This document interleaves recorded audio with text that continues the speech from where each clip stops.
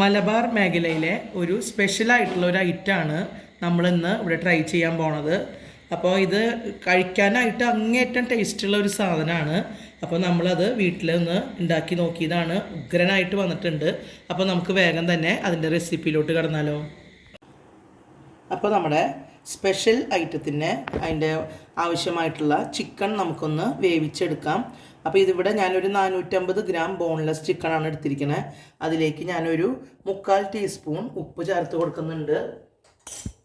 അല്പം കറിവേപ്പിൻ്റെ ഇല കൊടുക്കുന്നുണ്ട്.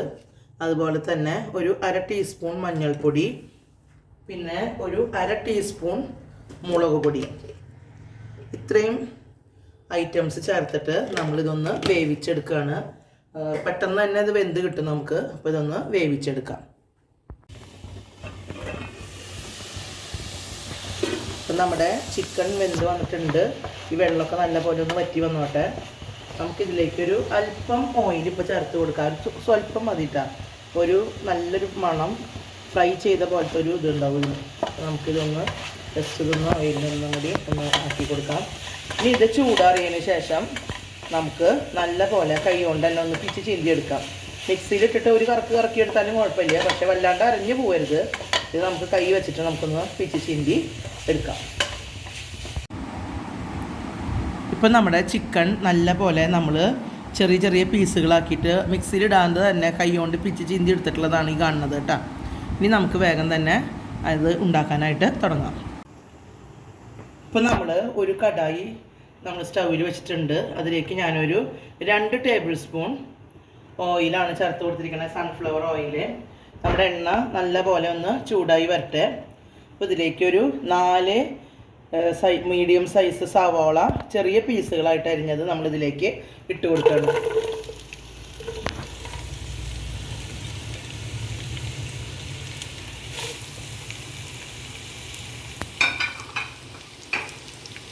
ഇനി ഇതിലേക്ക് ഒരു 2 കതിര് കറിവേപ്പില നമ്മൾ ചേർത്ത് കൊടുക്കുകയാണ്.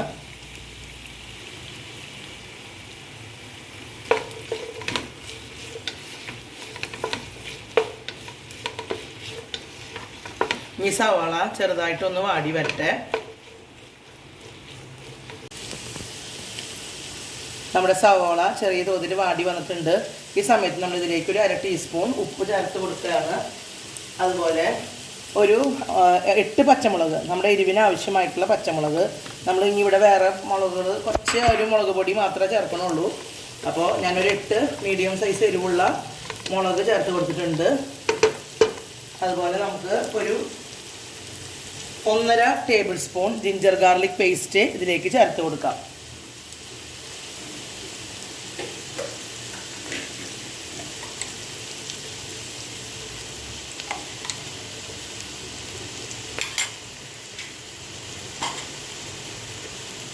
ഇനി ഇത് ഒന്നും കൂടെ ഒന്ന് നല്ല പോലെ നമുക്ക് വഴറ്റിയെടുക്കാം.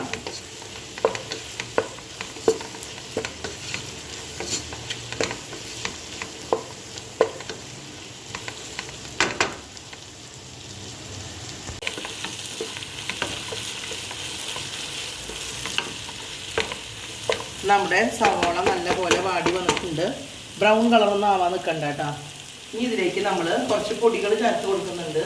ആദ്യമായിട്ട് നമുക്ക് ഒരു 1.5 ടീസ്പൂൺ മല്ലിപ്പൊടി ചേർത്ത് കൊടുക്കാം.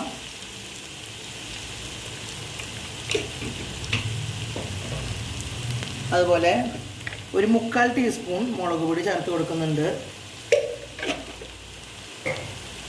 ഒരു 1/2 ടീസ്പൂൺ മഞ്ഞൾപ്പൊടി ചേർത്ത് കൊടുക്കാം.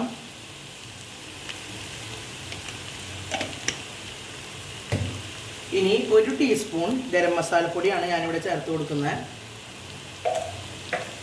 ഈ പൊടികളുടെ റോസ് സ്മെല്ലൊക്കെ ഒന്ന് മാറി വരട്ടെ.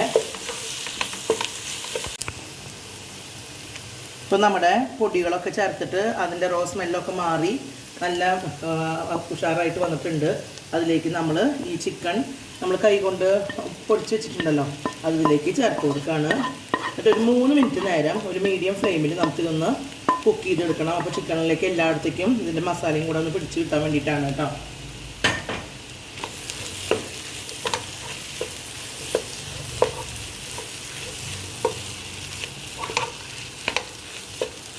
മിക്സിയിൽ പൊടിച്ച് കഴിയുമ്പോൾ ഈര നമുക്ക് കടിക്കാനായിട്ട് കിട്ടിയില്ലെങ്കിൽ അത് അത്ര അങ്ങോട്ട് നന്നാവില്ല നമ്മുടെ ഈ സംഭവം. അപ്പോൾ അതുകൊണ്ടാണ് നമ്മളിതിലേക്ക് കൈകൊണ്ട് പൊടിച്ച് ചേർക്കണം കേട്ടോ.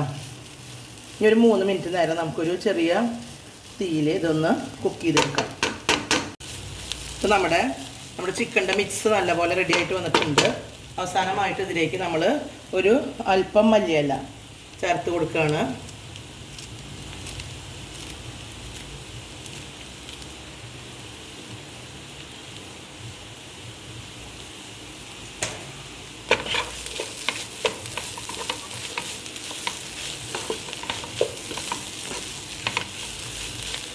ഇനി നമുക്ക് സ്റ്റൗ ഓഫ് ചെയ്യാം.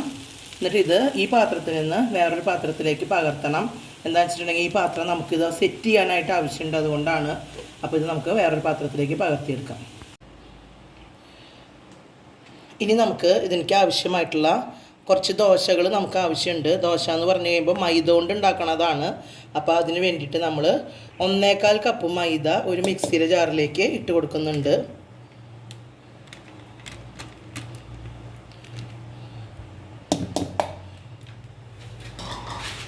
ഇതിലേക്ക് നമ്മൾ ആവശ്യത്തിന് ഉപ്പ്, ഞാനിവിടെ ഒരു 1/2 ടീസ്പൂൺ ഉപ്പാണ് ചേർത്ത് കൊടുക്കണേ.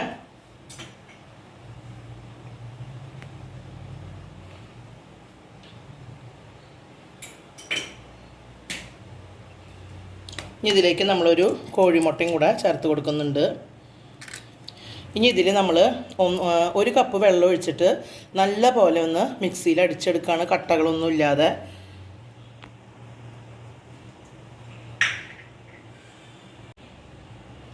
നമ്മളിതിലേക്ക് 1 കപ്പ് വെള്ളമാണ് ഇപ്പോൾ ചേർത്ത് കൊടുക്കണേ. ഇനി അതിൻ്റെ കട്ടി നോക്കിയിട്ട് വേണം, നമുക്ക് വേണമെങ്കിൽ വെള്ളം ചേർത്താൽ മതി. ഇനി ഇത് നല്ല പോലെ നമ്മൾ കട്ടയൊന്നും ഇല്ലാതെ മിക്സിയിൽ അടിച്ചിട്ട് കാണിക്കാം. ഇപ്പം നമ്മുടെ മാവിൽ 1 കപ്പ് ഒഴിച്ചിട്ട് നമുക്ക് അല്പം കട്ടി കൂടുതലാണ്. അപ്പോൾ അതിലേക്ക് ഞാനൊരു 1.5 ടേബിൾ സ്പൂൺ കൂടി വെള്ളം അതിലേക്ക് ചേർത്ത് കൊടുക്കുന്നുണ്ട്. എന്നിട്ട് നല്ല പോലെ ഒന്ന് മിക്സ് ചെയ്തെടുക്കാം. ഈ ഒരു കൺസിസ്റ്റൻസിയാണ് നമ്മുടെ മാവിന് വേണ്ടത് കേട്ടോ.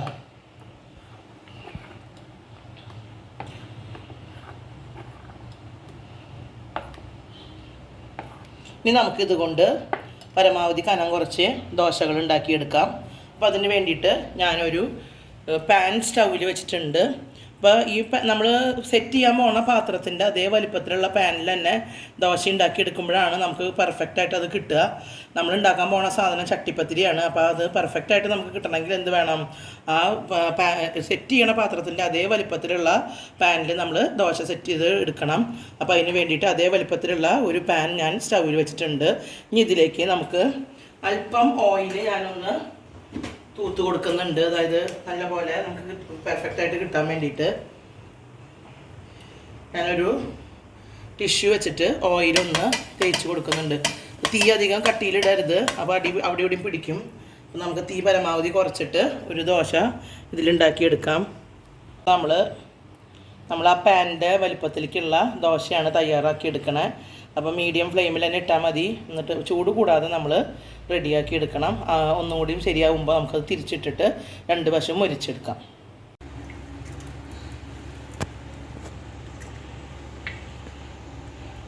ഇപ്പോൾ ഞാനൊരു ബൗളിലേക്ക് ഒരു 6 മുട്ട പൊട്ടിച്ചൊഴിക്കുകയാണ്. ഇനി നമ്മൾ ഈ ദോശകളൊക്കെ തന്നെ ഈ മുട്ട മിക്സിൽ മുക്കിയിട്ട് വേണം നമുക്ക് സെറ്റ് ചെയ്യാനായിട്ട് കേട്ടോ. ഇപ്പോൾ നമ്മൾ 6 മുട്ട ഒരു ബൗളിലേക്ക് പൊട്ടിച്ച് വെച്ചിട്ടുണ്ട്. അതിലേക്ക് ഞാൻ 1/2 ടീസ്പൂൺ ഉപ്പ് ചേർത്ത് കൊടുത്തിട്ടുണ്ട്. ഇനി ഒരു 1/4 ടീസ്പൂൺ മഞ്ഞൾപ്പൊടി,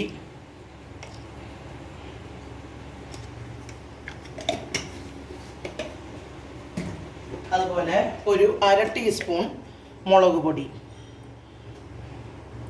ഇത് നല്ല പോലെ നമുക്ക് മിക്സ് ചെയ്തെടുക്കാം. ഇനി നമുക്ക് നമ്മുടെ ചട്ടിപ്പത്തിരി ഒന്ന് സെറ്റ് ചെയ്തെടുക്കാം.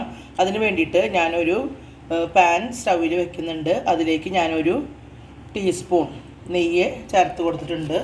ഈ നെയ്യ് നമ്മളെല്ലായിടത്തും ഒന്ന് സ്പ്രെഡ് ചെയ്ത് കൊടുക്കുകയാണ്. ഇപ്പോൾ നമ്മൾ ഉണ്ടാക്കി വെച്ചിട്ടുള്ള ഒരു ദോശ ഈ മുട്ടയിൽ മുക്കിയെടുക്കാം. നമുക്ക് 2 വശം മുക്കിയെടുക്കണം കേട്ടോ. എന്നിട്ട് ഇത് നമ്മുടെ ഈ പാനിലേക്ക് ഒന്ന് നിരത്തി വെച്ച് കൊടുക്കാം.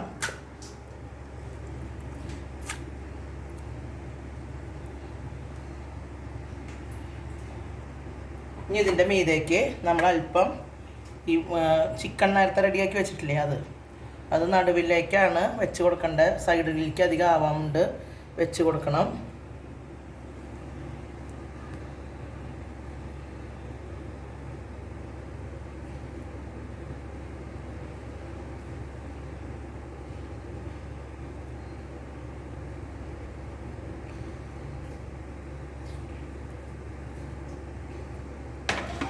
ഇനി നമ്മൾ ഇതിൻ്റെ മുകളിലേക്ക് അടുത്തതൊരെണ്ണം കൂടെ ഇതുപോലെ മുട്ടയിൽ മുക്കി വെച്ച് കൊടുക്കുകയാണ് കേട്ടോ.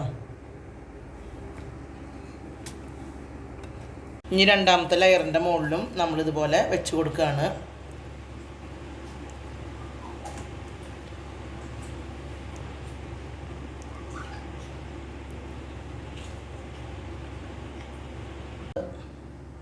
സെക്കൻഡ് ഇതിലെ മുട്ട പുഴുങ്ങിയത് കനം കുറച്ചരിഞ്ഞത് അതും വെച്ച് കൊടുത്തിട്ടുണ്ട്. ഇനി ഇതുപോലെ നമുക്ക് എല്ലാ ദോശയും കഴിയണ വരെ ഓൾട്ടർനേറ്റായിട്ട് മുട്ട പുഴുങ്ങിയതും വെച്ചാൽ മതി, എല്ലാത്തിലും വെക്കേണ്ട. വളരെ കനം കുറച്ചിട്ട് അരിഞ്ഞ് വെക്കണം. ഇനി മൂന്നാമത്തെ ലെയർ നമുക്ക് ചിക്കൻ തന്നെയായിട്ട് വെച്ച് കൊടുക്കാം. അപ്പോൾ നമ്മുടെ അവസാനത്തെ ദോശയും കൂടെ നമ്മൾ മുട്ടയിൽ മുക്കി ഇതിലേക്ക് വെച്ച് കൊടുത്തിട്ടുണ്ട്.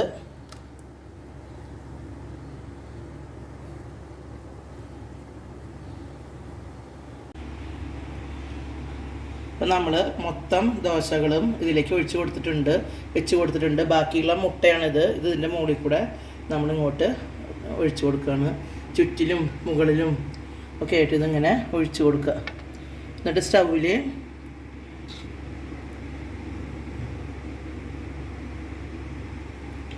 ഒരു 5 മിനിറ്റ് നേരം മീഡിയം ഫ്ലെയിമിൽ ഇത് നമുക്ക് മൂടി വയ്ക്കാം. അതിനുശേഷം നമ്മൾ ബിരിയാണിയൊക്കെ ദമ്മിടില്ലേ, അതുപോലെ ഒരു പഴയ ചട്ടി അടിയിൽ വെച്ചിട്ട് ഒരു 10-15 മിനിറ്റ് നേരം നമുക്കിത് ഒന്ന് ചൂടാക്കിയെടുക്കാം. അപ്പോൾ നമ്മുടെ റെഡിയായിട്ട് വരും. ഇപ്പം നമ്മുടെ ചട്ടിപ്പത്തിരിയുടെ ഒരു സൈഡായി വന്നിട്ടുണ്ട്.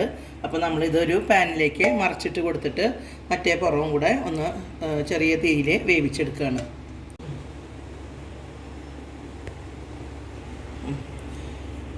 ഇപ്പം നമ്മുടെ ചട്ടിപ്പത്തിരിയുടെ ഒരു ഭാഗം നല്ലപോലെ മൊരിഞ്ഞ് വന്നിട്ടുണ്ട്. ഒരു നിമിഷത്തെ ശ്രദ്ധ കുറവുകൊണ്ട് അല്പം ചെറിയ തോതിലൊന്ന് കരിഞ്ഞിട്ടുണ്ട്. എന്നാലും കുഴപ്പമില്ല. നമുക്കിനി അടുത്ത പുറം കൂടെ ഇതുപോലെ വേവിച്ചെടുക്കാം. ഇപ്പം നമ്മൾ ഇത് മറുപുറം മൂടി വെച്ച് തുടങ്ങിയിട്ട് ഏകദേശം ഒരു 4 മിനിറ്റ് ആയിട്ടുണ്ട്. ഇനി നമുക്കിത് നോക്കാം. അപ്പോൾ നമ്മുടെ പെർഫെക്റ്റ് ആയിട്ടുള്ള ചട്ടിപ്പത്തിരി ഇവിടെ റെഡിയായി വന്നിട്ടുണ്ട്. ഒന്നും കൂടിയും ഉള്ളൊക്കെ ഒന്ന് മൊരിഞ്ഞെടുക്കാൻ വേണ്ടി നമ്മൾ ബിരിയാണിയൊക്കെ ദമ്മിടാനായിട്ട് ഒരു പഴയ പാൻ വെച്ചിട്ട് ചെയ്യില്ലേ, അതുപോലെ ഈ പാൻ നല്ലപോലെ ചൂടായിട്ട് നമ്മളിതിൻ്റെ മുകളിൽ ഇത് വെച്ച് ഒരു 10 മിനിറ്റ് നേരം ചെറിയ തീയിൽ ഇതൊന്ന് മൂടി വെച്ചെടുക്കാം നമുക്ക്. ഇപ്പം നമ്മുടെ ചട്ടിപ്പത്തിരി വെച്ചിട്ട് ഏകദേശം 10 മിനിറ്റ് ആയിട്ടുണ്ട്. അപ്പോൾ നമുക്ക് ഇത് എടുക്കാം ഒരു പാത്രത്തിലേക്ക് കേട്ടോ.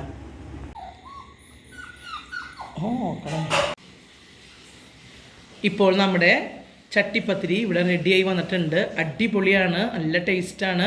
അപ്പം നിങ്ങളെല്ലാവരും ഇത് ട്രൈ ചെയ്ത് നോക്കണം. നിങ്ങൾക്ക് എൻ്റെ വീഡിയോ ഇഷ്ടമായെങ്കിൽ നിങ്ങൾ ലൈക്ക് ചെയ്യണം, ഷെയർ ചെയ്യണം. അതുപോലെ ഞങ്ങളുടെ ചാനലിനെ നിങ്ങൾ സപ്പോർട്ട് ചെയ്യണം. അടുത്തൊരു ഉഗ്രം വീഡിയോയുമായി ഞങ്ങൾ ഉടനെ വരാം. ഓക്കേ.